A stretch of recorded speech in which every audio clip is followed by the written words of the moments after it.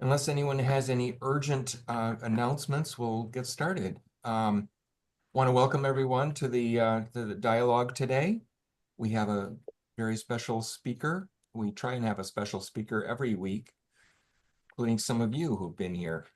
But many of you know Reverend Sharon Ketchum, but she became the first minister of the newly organized Unity Spiritual Center in Lansing, in 2016. And before that, she served in Kitchener, Ontario as the senior minister for 16 years, which I was surprised to, not surprised, I guess. But I met her as part of the choir a few years ago, and I'm just so happy you can join us, Sharon, on this for this really interesting topic. I'm going to hand it over to you, and I hope you'll enlighten us. Well, I don't know about that, but maybe it'll stir your curiosity. I'm going to share screen. If I can, yeah, here we go. And get this. And I want to invite you There to we go. share anything else you'd like to say about yourself you've got a lot in your reputation. So, And I hope there's a little button at the top so you can see everybody's picture along with the slides. Um, but I wanted to start out with a prayer. We're going to finish with the same prayer, but it's a version of the Lord's Prayer influenced by the Gospel of Thomas. So may I ask that we just affirm this together. And with your mics muted, it's better because then we don't overlap. So let's affirm this prayer together. The Father's imperial rule, which reigns within me, thy spirit is beyond blasphemy. Thy light comes from within me so that truth is revealed from within and without now and forevermore. I hunger and thirst for knowing, and I am filled, for I do not stop seeking until I find. Fill my mouth with words which do not defile me, but bless me and the world with truth and love. I surrender to divine spirit, releasing attachments to the illusion of duality. I am what is not, not what is. Alone and chosen, I dwell in heaven's domain. For heaven's domain is that which ended at the beginning, began at the ending. And it is all that was before time began. Let those with ears hear. So the words are certainly not the traditional ones, but it's something that I was inspired with after doing the study that I had on searching for the voice of Jesus. And how this all started was I'd gone through a change in my 40s. The company I worked for uh, closed, went into bankruptcy, and I decided to go back to school. And I wasn't quite sure what I wanted to do. I knew I wanted to help people and stuff, but you go back in that classroom situation as an adult, and it's a very different situation. So one of the first things that I learned differently was how to analyze old writings and looking at where sometimes they say, did so and so write this or didn't they write this? And how do you determine that? It seemed like a real mystery to me, kind of like archaeology, except instead of digging in the dirt, you're digging through words that we don't know quite who wrote. So you look at who the source was that the writer might have been influenced by. You look at the cultural influences of the time. What's the prevalent thinking, the philosophy? What are the circumstances that are going on? Uh, Also, if something's in a writing that seems to be embarrassing, why is it included in there? Um, and why are these things being written? Sometimes it'll seem like it's an answer to a question. So if it was an answer, then what was the question they were answering? And was this written to be a history or to preserve a philosophy? What was going on? And is it the true voice of the author? So those are just some questions that we got into to look at. We started out with Paul's letters. And I don't know how familiar any of you are with the Bible, but in the New Testament, the only thing that was actually that we actually have copies of written during the time of Jesus' life were Paul's letters, which was right after. He never met Jesus, but these are right afterwards. So this is early church. And though there were a number of letters attributed to Paul, there's about seven that we really think were Paul, and the other ones, they weren't lies, but during that time, the culture was that if you studied under a certain author, Plato, or a philosopher, Plato, Socrates, whatever, they would often sign their teacher's name because it was written after the method of this teacher.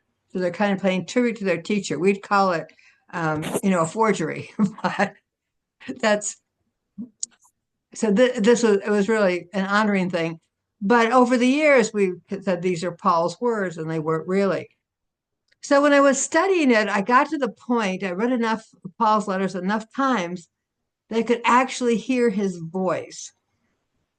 And I could, on the pseudo letters, I could tell it wasn't his voice. It was an amazing, it was like one of those aha moments where you go, oh, I hear the difference. So I thought, wow, if I could do this with Paul, maybe I could do it with Jesus, because we know that every book you read about him is different. So Jesus' writings, the problem is none of them are available to us. And this piece of artwork, I love collecting pieces of artwork that are pictures of Jesus from different cultures, because every culture portrays him reflecting their culture. You see the Black, the Asian, you can sense the different cultures in there. So, we're very attuned to the European Jesus with blonde hair and blue eyes and fair skin that would have burned in his native land if that was what he looked like. But the important thing is that I think that the artists are always trying to portray that he's a reflection of us. But to find his voice, what did he really teach if nobody kind of twisted it and turned it? And we have nothing available. The only time we ever hear of him writing was when the woman was being stoned for adultery, and it said he wrote something in the sand. But we don't know what that was. The rumor is that he wrote, "Where's the man?" because only the woman was being stoned to death for her adultery. So some of the sources that we have to look for are the synoptic gospels in the New Testament, which are synoptic means they all look in the same vision. That's Matthew, Mark, and Luke. They all have kind of a similar approach. And then there's the Gospel of John, which is more mystical. I am the vine. He does all these I am statements. The one that we don't have a copy of that we think is the oldest document is called the Q.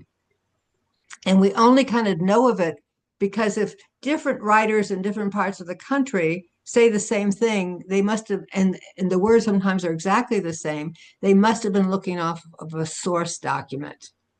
So there's this great mystery. Archaeologists still literally look for a copy of the Q someplace. And then, of course, there's tons of channeled writings. If you're doing a Course in Miracles, a Course in Love, the Christ consciousness, there's so many people that feel that they are channeling Jesus, but again, it's always through a filter. And then there's also tons of books that were removed from the Bible or burned, or the lost books of the Bible, that sometimes we get some hints in them what these must be. So the Gospel of Thomas, if you haven't heard of it, it wasn't discovered till 1945, which I find amazing. And these shepherds were up in the hills looking for fertilizer, and they came across these clay jars, and they were sealed. Excuse me. And they broke the top of them on them. When they did, the paper inside was so old, little flecks flew off into the sun, and they thought it was gold because of the sunshine on these flecks of paper. But in there, where they came across this treasure trove of works written in Coptic but on papyrus paper. And one of them that they found was the Gospel of Thomas, which is so unique because all the other writings that we have, Jesus' teachings are encapsulated in a story. And when you have a story around a teaching, it kind of colors the teaching. But the Gospel of Thomas is simply wisdom sayings, starting out with whoever finds a meeting of these sayings will not taste death. I mean, that's quite a thing to throw out there, if you will. And the thing I love about the Gospel of Thomas came from a book. I don't know how many of you ever heard or seen this. It's called the five gospels, which are the four gospels in the New Testament that are kind of approved gospels, and the Gospel of Thomas, because it really seems to be a very legitimate writing from the time of Jesus, of just teachings. And this is fascinating because what they did is they took 100 theologians over 6 years. They met and they went through everything in these writings that Jesus said, and they voted on it by marbles. So if they were in black, it was definitely not spoken by Jesus. Gray, probably not said by Jesus. Pink may have been said. Red, definitely said, like the red letter Bible, where you would have everything Jesus said in red. And that's interesting in itself. But what was even better in the book was they gave their reason why they didn't think Jesus said that or why they thought Jesus said that. And those that disagreed also put in their viewpoint of it. So you get to decide, do you think this is a legitimate Jesus teaching or not? I thought that was just kind of brilliant, as it wasn't being fed to you, but you were given all the information, especially for somebody that doesn't speak Arabic or can't read Coptic. Uh, I think it was as close as I could get to the source of the original writings as I could. So, some of the things I got from the Gospel of Thomas, the overall things, were he talks about knowledge a lot. This is a really big cornerstone to the teachings. And in the knowledge that God is personal and universal, within and without, that harm comes from our own thoughts and actions, and that the real key here is each of our individual actions. One prepares for life by living with a purpose which encompasses gaining knowledge. Heaven is within, is now, and is the potential for greatness. And all work comes from a spiritual base. All is good in its proper time. With that, I'm going to stop sharing. And I just thought this might be a good time to stop. And any questions or comments? Do you know where I'm going with this? Does it make sense? Have you ever been curious about what Jesus really taught, or what did we, what do we want him to have said? You're putting words in his mouth. Um, I really appreciate these pauses. So thank you so much for that. So please keep your comments brief if you have a chance, and you don't have to say anything, obviously, but feel free. but they'd have to unmute. Good point. So Sharon, who were these people? Maybe you told us and I just didn't get it. That were doing the marble thing. Oh, theologians from all different faith communities. Oh, Um, every denomination you could think of. I had the privilege of taking a class with one of the people that was part of the Jesus seminar hmm. that did this. So it was painstaking. I mean, 6 years it took them. So they met, I mean, it wasn't day to day, but they met fairly regularly. Um, and yeah, so you can imagine the dialogue they would have. Yeah. And they were the ones that put together this book that you held up. Mm-hmm. Yeah, the five, oh, that's not, there we go. The five gospels by the Jesus seminar. Very interesting. And this book is special because I lost my original hard copy in the fire, and there was a minister retiring and had some books she was sending out. And she said she had this. I go, oh, I'll take that one.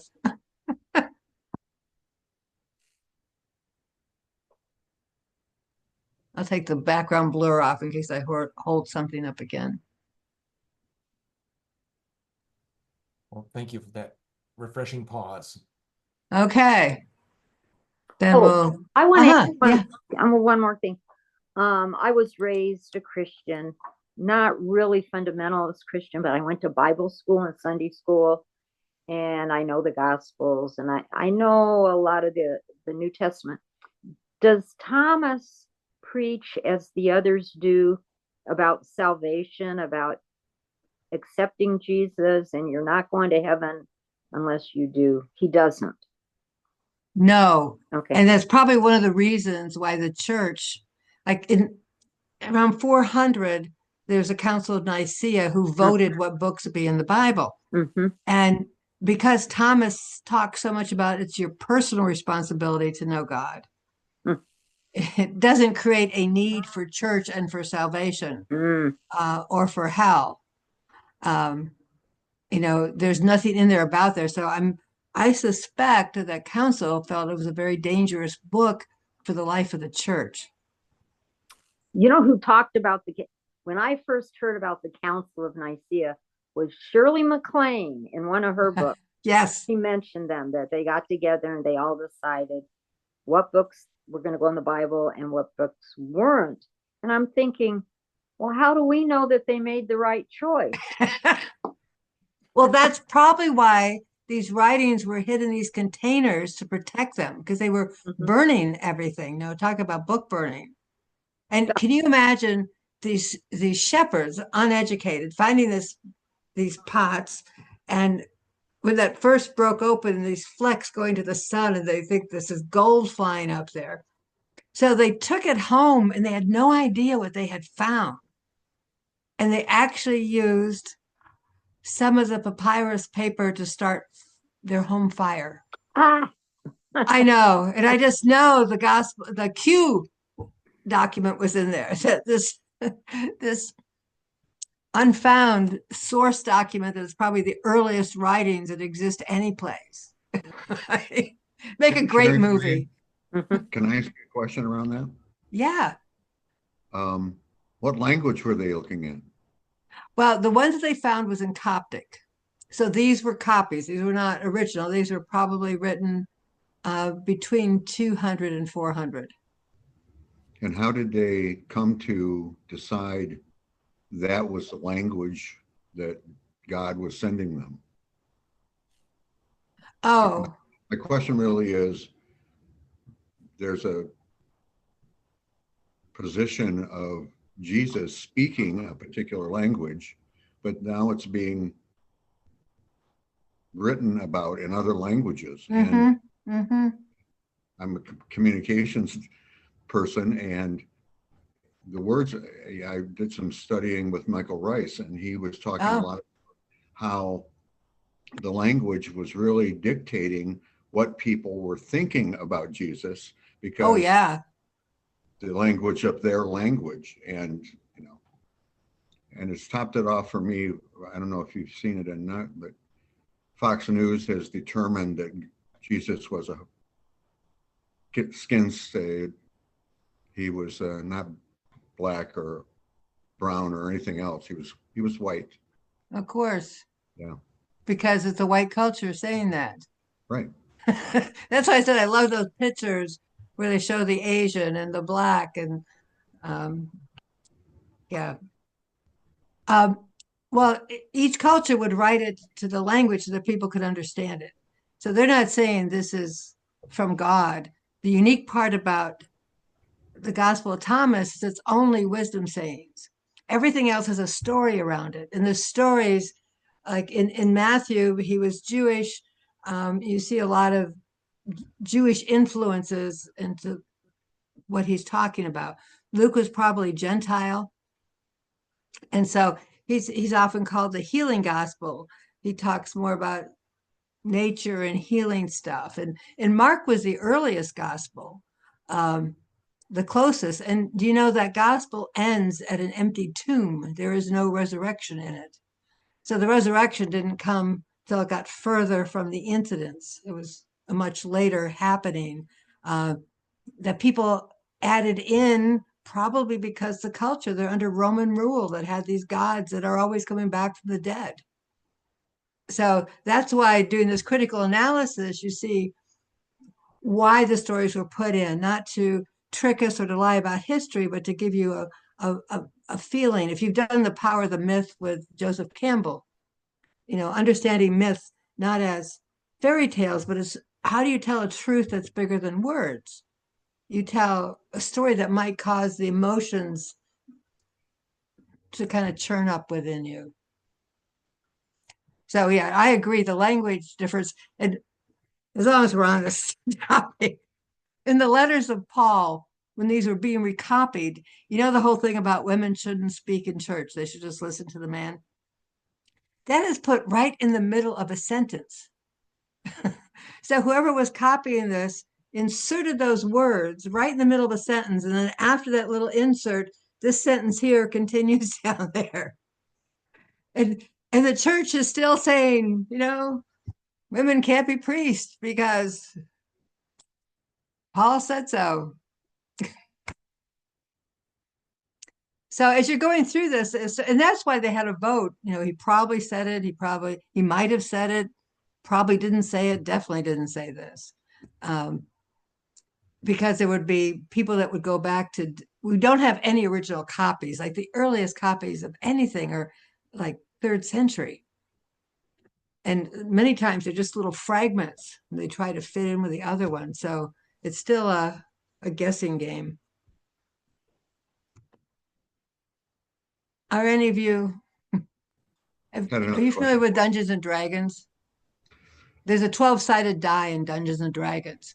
And just recently in England, they found a Dedrahedon, I think it's called, about 3 inches big, that looks like a 12-sided die, but they don't know what it's for. It's not included in any artwork. It's not included in any writing, but it was obviously important. It was rare where they're finding this.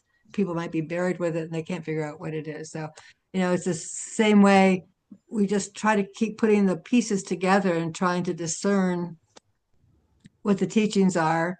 And according to the Gospel of Thomas, what really makes a difference is how it speaks to us. It's not about any book out there. It's always got to be within us. I had another question for you. Yeah. What you were talking about when they all got together and voted. What language were they speaking, and what language did they expect that Jesus was writing in? Just Aramaic? They didn't even get into it. That's not in the book. I mean, certainly a lot of them were English speaking, or at least English as a second language. Just when you have 100 people, what else are you going to do? You go to your source.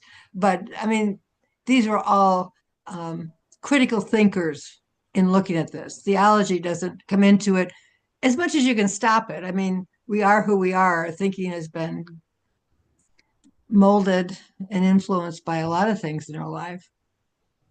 And in addition to that, then, how would you estimate that the number of men that were getting together to do this were always Jewish?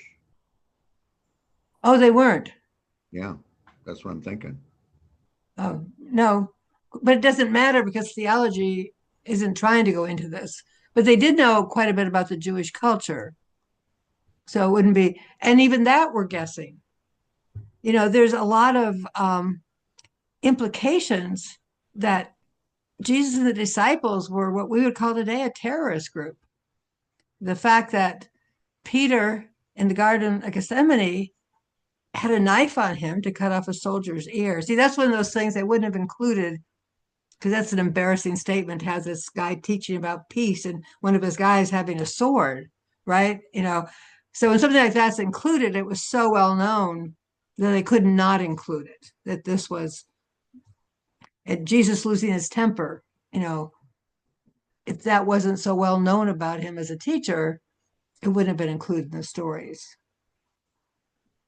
So I think they were as unprejudiced in their analysis of the writings as a human could be. Does that make sense? And again, it's like you read through it, it's delightfully, it's only 114 verses. It's a very short read. But you're not going to sit down and read through it because you're going to hit some things and you're going to go, oh, I want to think about that for a little while. So the shortest gospel that would probably take you the longest to read.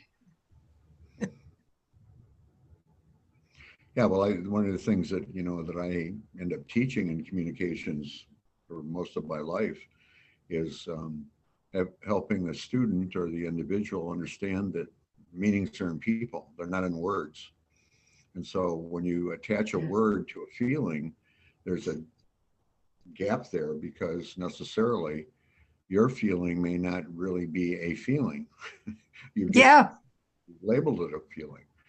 And so when I think about the different ways that this was all put together and voted on, it just continues to resonate for me about it's okay. It's okay to have different versions. It's okay to have people say, well, okay, that's your idea, but it's not my idea.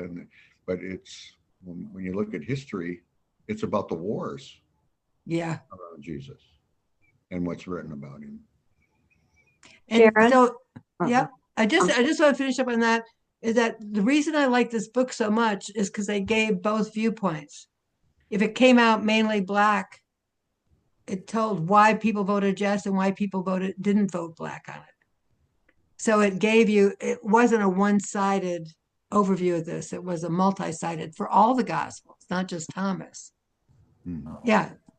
So at some point in one of the Gospels, Jesus mentioned, he calls Thomas doubting, you're a doubting, and that's lasted. So what happened there when Jesus said, Thomas, you're a doubting Thomas? Well, the word Thomas means twin. And I look at all the writings metaphysically. Hmm. And so when we doubt, it's that two-sided thinking we have. We believe and we don't believe. We want proof. We believe there's a greater power than us. Prove it, So that would be for me. And the writer, looking at it through critical thinking, why would he put that in? That one of his followers was doubting him because there were followers doubting Jesus. Mm-hmm. And so just because the author would say, just because you're doubting the spiritual leader and his teachings, that did he come back to life, doesn't mean that you're out of the fold. Mm-hmm. So that Thomas actually lived during Jesus' lifetime and walked with him and knew him, right? Maybe a lot of the things that were written. Okay, think about this. We got somebody and Debbie Stabenow just retired. And it's 100 years from now, maybe she's a name that we get remembered. So we might do a story about Lansing and use her name because she was from our town. So Matthew, Mark, and Luke, that's not who wrote those Gospels. Those are just who they're attributed to. And so this one is Thomas Didymus, which both those words mean twin in Hebrew. So I think because Thomas talks a lot about paradoxes, which I find one of the most fascinating things about spirituality because it makes my mind go. It's like playing three-dimensional chess. All of a sudden, the mind has difficulty with holding paradoxes, holding both sides of it. So that's my theory about why they attributed it to Thomas. And the first things written ever wasn't written till at least 10 to 20 years after Jesus died, and that's the letters of Paul. And then after that, it's like 70, maybe Mark was written. So Jesus has been dead for 40 years, 2 generations. So we got 2 generations of oral tradition of people telling each other stories. And we just got through the holidays. And if you're like me, family stories get retold and retold, and the fish gets bigger and bigger. Or the doily that your great great great grandmother made has been passed down. The stories, they all, the farther it is from the source, the more details that are involved. The earliest writings are the simplest, and then we keep adding on. We decorate and decorate. Would you agree with that? Got your name, sorry. As a communication Oh, teacher. sure. In fact, what I was thinking about that as you were talking about it is thinking about all of the what I call them denominations between Episcopal and Jewish and all of the Christian churches and what they teach.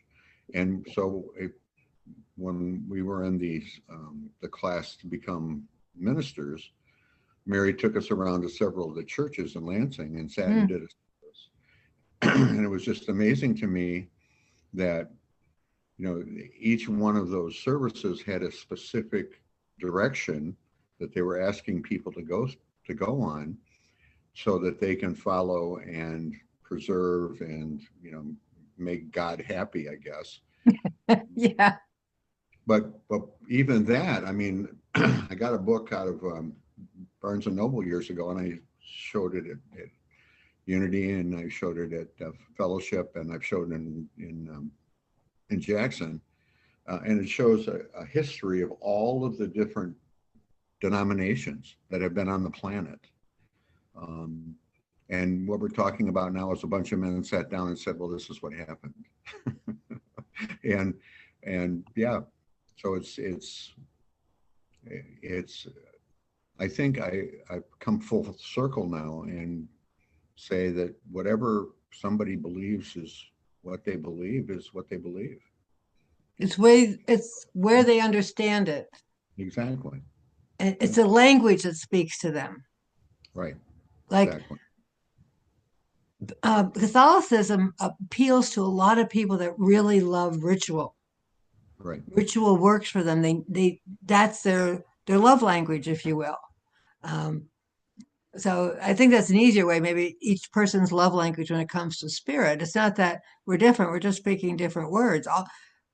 All religions say be nice to each other. You know, stop fighting. That's the bottom line. That we're in this together. I want to encourage you, others that haven't said anything yet, to feel free to raise your hand or chime in if you've got a comment, even if you're not sure it relates to the subject. But this is a dialogue, so feel free to participate to the extent that you're comfortable.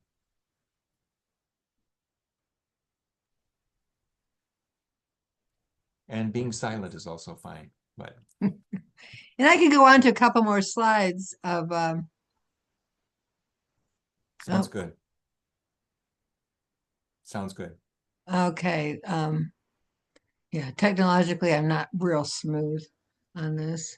You're doing great. Thank you.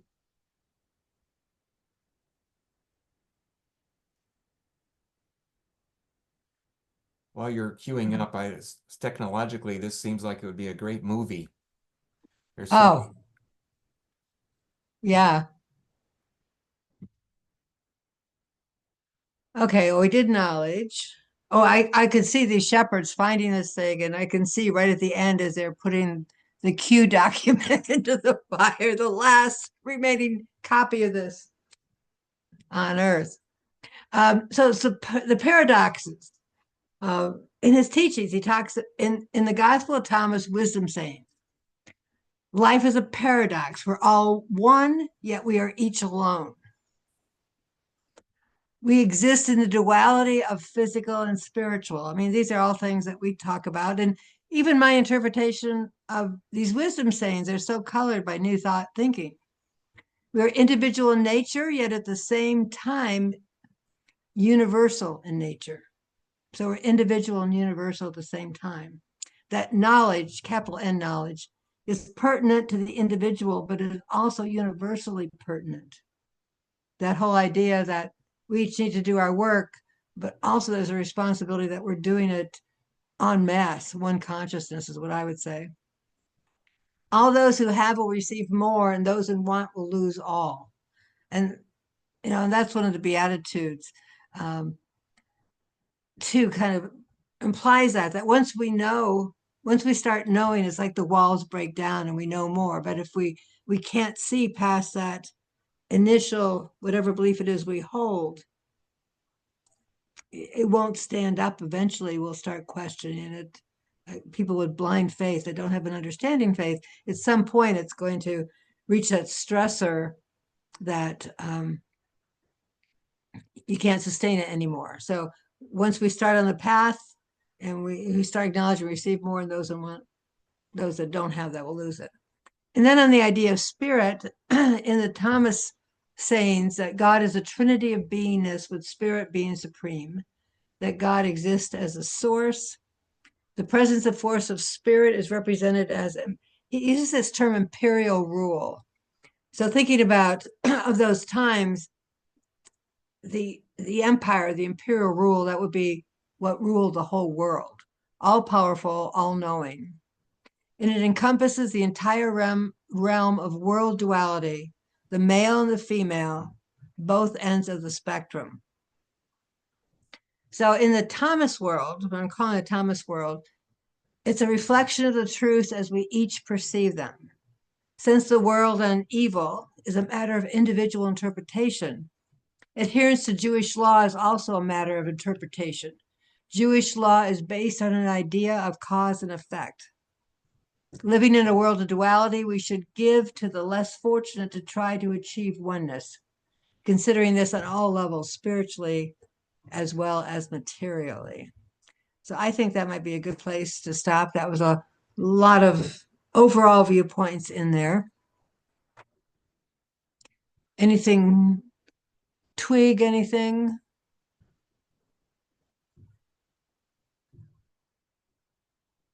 The paradox? Well, I'll jump in again. Rondi raised her hand. There's some evidence that Jesus went through India and in Southeast Asia. The writings about that are not very pronounced in terms of taking this message that Thomas and others have put in the Bible. At that point, I'm not sure that most of those scholars even knew that the world was round. And this thought it was when Jesus left that 12 years, we don't really know a lot about what happened in his life. Well, and in truth, we don't know a lot about what happened even the first 12 years. That's true. I mean, there's birth stories are in the cave. He was born in a cave. Even the 3 books that are in the New Testament that talk about his birth differ. I mean, Mark starts at the baptism. Nobody knew where he was born at that point. So it was a myth that was created to give weight to the impact of his teachings, all the birth stories. So the fact that he didn't become known even until he was 30, who cared about what he, the locals? I mean, who cares about what he did thousands of miles from me or what he may have learned? They're just there having the experience of his teaching. Rondi. Yeah, I think Christians consider him a prophet, not necessarily the Son of God. Well, yeah. Later on, as the myths developed, very often you see him with red hair, and that's to connect him to King David, because in the Jewish community, David was the end all to be all. He was just the perfect king, and there's a striving within the culture to reestablish the reign of King David. So they want to prove he was in that culture. That's why in Matthew, you see the begottens, going all the way back to prove that lineage. So you said somebody had their hand up. Hi, I'm Rondi. Thank you for this. I'm enjoying listening to you. I can't help but mention that my father, Robert Anderson, I don't know if you would have known him. He's a Lansing person. Do you know him? Well, no, Robert Anderson, writer. Well, he was the chairman of the Department of Religion at Michigan State. He's more of an Old Testament guy than a New Testament guy. He did write a couple things on Samaritan scrolls and that kind of thing. But just to say that a lot of what you're saying sounds like him to me. And I particularly appreciate your emphasis on the importance of story and that the myths were there to make an impression on us, that it's not the NBC. And this is, I'm almost quoting my father, but it's not the NBC cameras there. Yeah. It's how do you tell a story that evokes the deep human experience? And so that it's interesting for you to bring that out again. Also, your focus on paradox, or Thomas's focus on paradox, I like, because my experience is more often than not, truth is a paradox. Mm-hmm. And I mean, as unsettling as that might be, it in some ways it's a relief to know that it's not as it's not black and white, and there's many perspectives.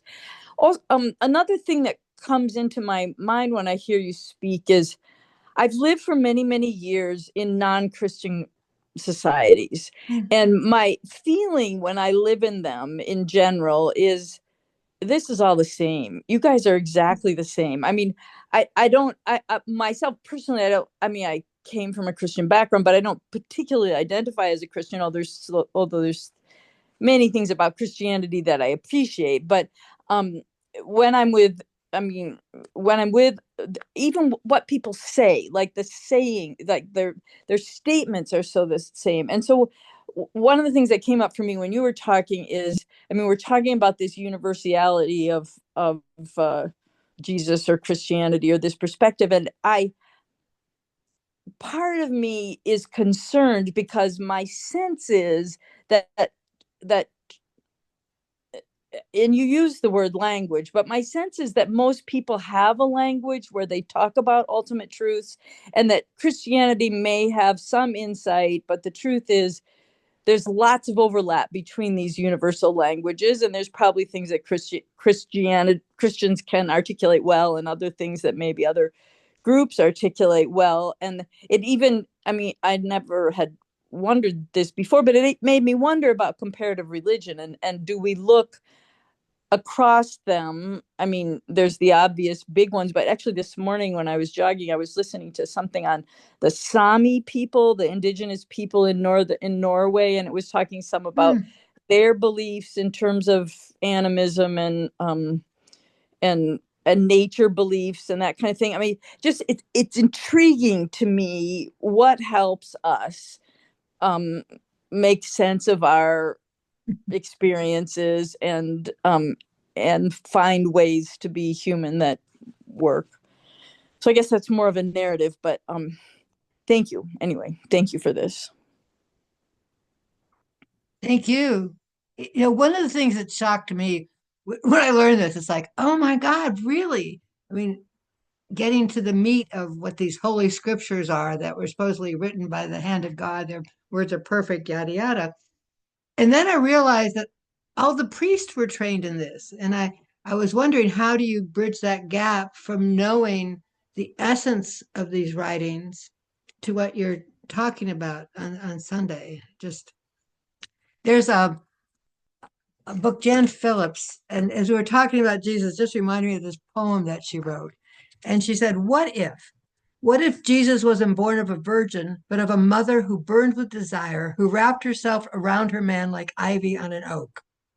What if he was born in a comfortable house in Nazareth, the third of 7 children, hungry for experience, ravenous for mystery?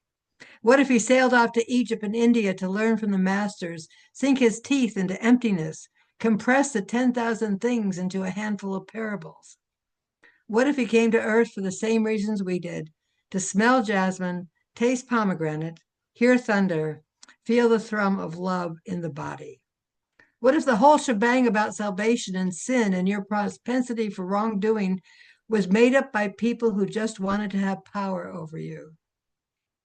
What if the truth of your life is that you came here to be a mighty force? And when you left those radiant beings at the gate, the ones waving and cheering you on, you promised you wouldn't forget where you came from. But look at you now, hanging by a thread every day, wondering if it even matters. What if you closed your eyes and sat still for a time?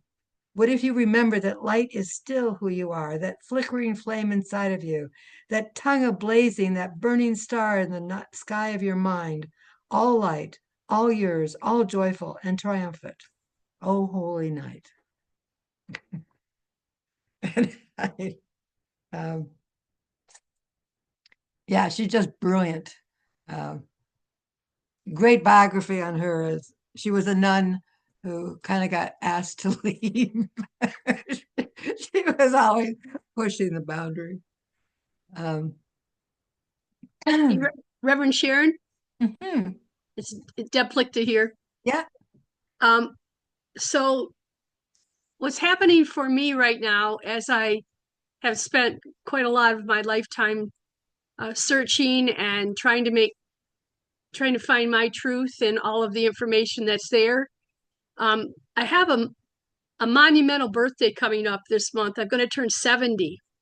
And I'm thinking it's kind of made me pause because I want to be at a space. I want to be at a space that I'm already there, and understand.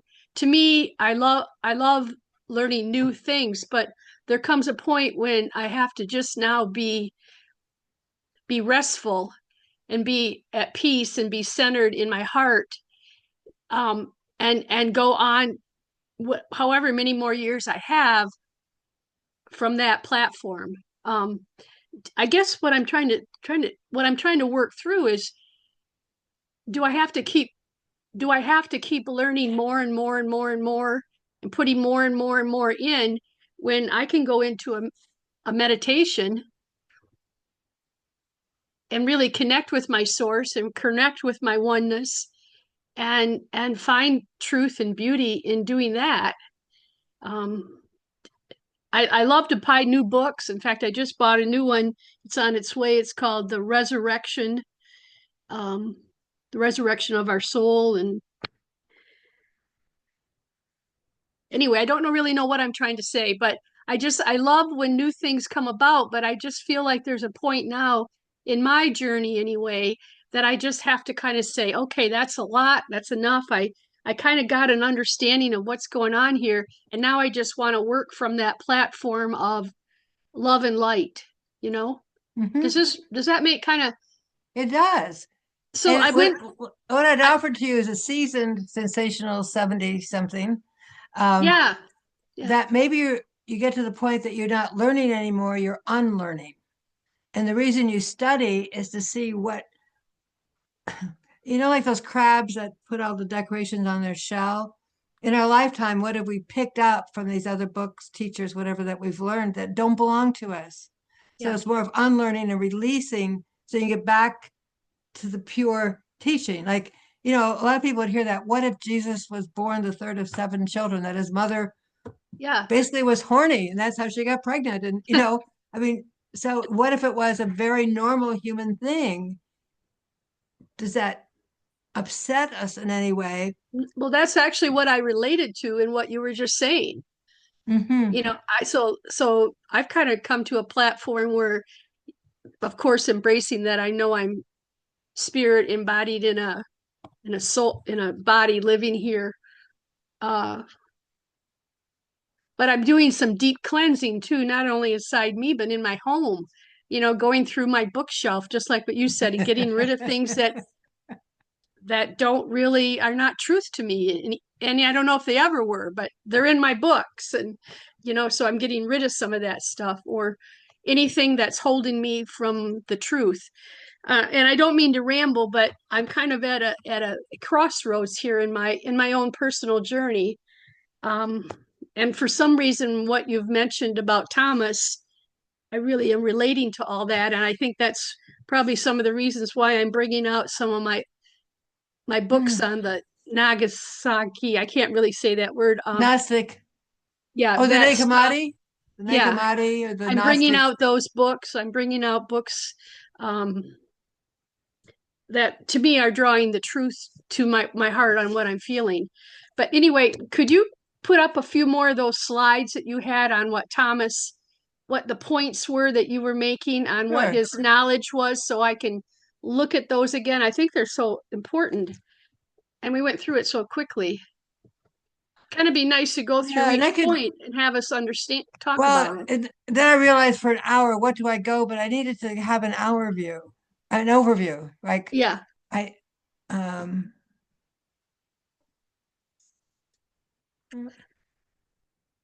There we go. Let me see what else I had there. Okay. Well, let's go to the main teachings, then we can go back to some of the slides. So what I gathered from his main teachings, I mean, the way we would say it, we're spiritual beings having a human experience, that there's a need to surrender to spirit as opposed to trying to control it, or, the idea of begging prayers, or if we do the right chants or rituals that we can change God's mind. That heaven is our natural state of consciousness, that heaven is our eternal state of consciousness. So it's our natural and it's our eternal state of consciousness, and we're there now. That error or duality is illusion, that we need to detach from outer appearances, that spirit is beyond definition, and that time is a human construct. The beginning is the end. So those are what, and the last one, spirit through us, not us through spirit. And I think that was kind of an interesting one, that the spirit through us, not, we didn't make up God. We didn't make up the idea of a higher power, a beingness, not a being. And let me see what next one. Okay, so I'm going to go back then to some of those individual ones. And I just tried to grasp some general ideas on this. So there's a paradox one. Anybody wants to talk about any of those ideas? And I hope it causes your brain to hiccup as much as it does mine. I just want to remind us we have less than 10 minutes. And I want to love to continue this conversation at some point. But I'd like your comments in the future about if there are speakers you'd like to bring or invite in the future, or if you'd like to continue the conversation around this topic, that would be fantastic. But it's up to you what you'd like to do in the future. Now, I don't want to interrupt what you were going to say, Sharon. But I was just bringing back some of the things for open discussion. Yeah, that's great. Feel free to comment, folks. I'd like to bring Sharon back and have her continue in the future.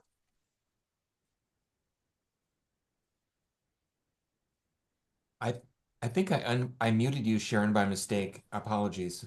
I can do it. I would agree with that. I'm thinking I'd like to have her come to fellowship and maybe do a 2 or 3 presentations, like one a month or so. Sharon has one of the busiest schedules anywhere, so that might take some work, but I'll let her respond.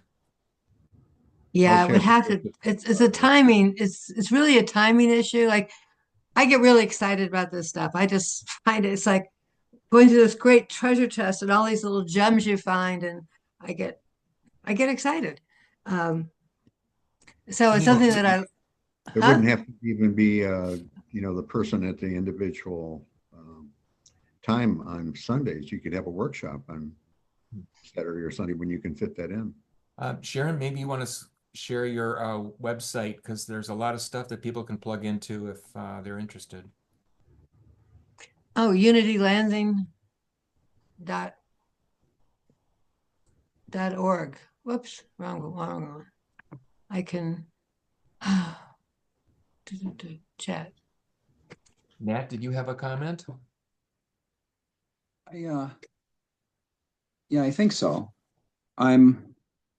I went to a meeting today and we were talking about fear, and a lot of us had been doing that work for a long time and still having some of the stuff that's old, if you know what I mean. And so I'm interested in transformation, and if people are attracted to transformative ideas, or if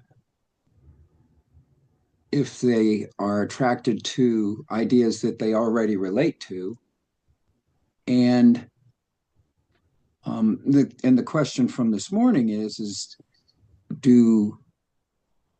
how many people actually transform? I mean, because it's easy for me to read books, and I get excited. But do I become a different person? Am I transformed? Am I more like Jesus? Or, for example. And so that's a general question. But maybe it's a statement too.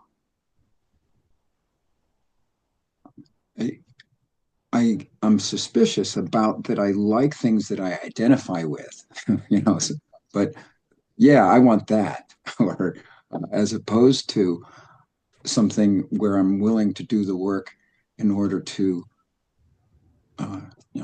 transform is a big word. So that's kind of what I was getting at when I mentioned my own personal journey where I'm at right now. Is it reminds me of when my husband was trying to decide to buy a sailboat, and his friend who said, well, how many more summers do you think you have, Scott? In other words, do it. And that's kind of where I'm at. And Matt, we talk about transforming. I'm not sure if that's the right word, but I feel like I'm on that other side now, and I'm kind of saying I want to make the transition. I want to get close. I want to be more like Jesus, and I can, because I really don't have to, work, or, I'm retired and I have time. And it's like deciding when to stop filling my brain so much with gathering of information, which I absolutely love and I'm relating to, but then to actually start living it and being it, and just for example, man, I look at you when you do your art and your creativity with your music and stuff. When you're in that zone, man, you're there. You know, you have made the transition at that point, because you're at one, in my opinion, with your creative source. You see, so I think we all are very. We could be, and we, just allow ourselves to do that. What do you think about that, Reverend Sharon? Just allow yourself to recognize that and be close to your source, or Well, be and I would of your say source. if you're looking to be more like Jesus, know that he had a temper all the way through, even after his time in the desert. He was known to get pissed off and to get violent about it. And know that when we say we want to be more like Jesus, we want to be more like our version of Jesus. So, Because maybe he had the human aspect as well as his divinity. don't Right? we all? So there's Yeah, no different than don't any of we us. all? Right. So we're already there. That's Because what we're I'm. getting so close to the hour, I'm wondering about just going in. I'd love to do the Thomas prayer again, the Lord's Prayer. Maybe since we've talked about things, it might mean a That little sound different. that sounds great, Sharon. I think we all want to thank you for your time here today and generosity and everybody for coming up and sharing your thoughts, and hope you come back. If any of you want to speak more on a topic, I'd love to have you volunteer for an upcoming second Saturday or another time. Go And ahead. thanks for asking me. What a great job. Thank you. Oh, what a great group. I mean, the group's only as good as the as the share.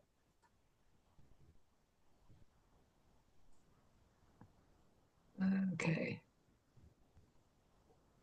Okay, here we go. The Father's imperial rule, which reigns within me, thy spirit is beyond blasphemy. Thy light comes from within me, so that truth is revealed from within and without, now and forevermore.